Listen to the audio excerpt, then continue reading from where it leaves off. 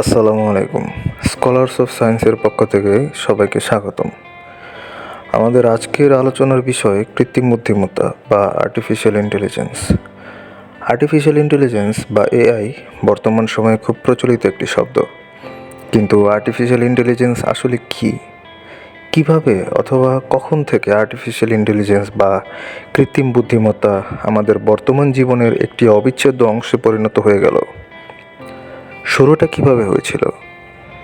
কিভাবে কাজ করে কৃত্রিম বুদ্ধিমত্তা, এর ভবিষ্যৎই বা কী? আজকে আমরা এসব বিষয় নিয়েই আলোচনা করব। গণিতবিদ প্যাসকেল ক্যালকুলেটর আবিষ্কার করে পৃথিবীর প্রথম কৃত্রিম গণনা যন্ত্রের আবির্ভাব ঘটান। এরপর বিজ্ঞানী চার্লস ব্যাবেজের হাত ধরে সূচনা ঘটে কম্পিউটারের যাত্রার।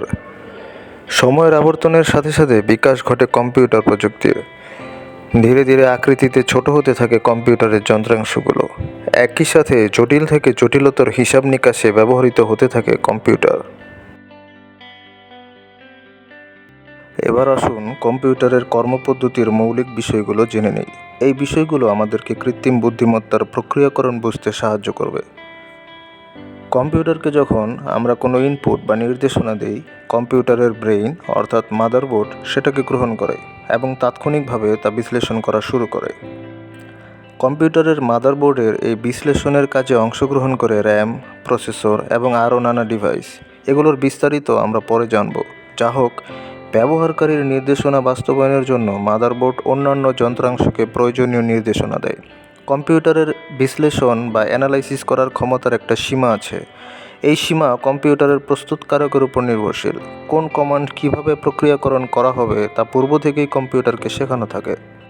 কিন্তু যদি এমন হতো যে কম্পিউটারের ব্রেইন বা মাদারবোর্ডটি নিজে নিজেই অর্থাৎ স্বয়ংক্রিয়ভাবে প্রক্রিয়াকরণের ব্যাপারে প্রয়োজনীয় সিদ্ধান্ত নিতে পারত। এই যুগান্তকারী ধারণা থেকেই বিজ্ঞানীরা কৃত্রিম বুদ্ধিমত্তা বা আর্টিফিশিয়াল ইন্টেলিজেন্স নিয়ে কাজ করা শুরু করেন। তারা এমন এক কৃত্রিম মস্তিষ্ক তৈরির চেষ্টা করতে থাকলেন যে নিজে নিজে কোনো বিষয় বিশ্লেষণ করার ক্ষমতা রাখবে।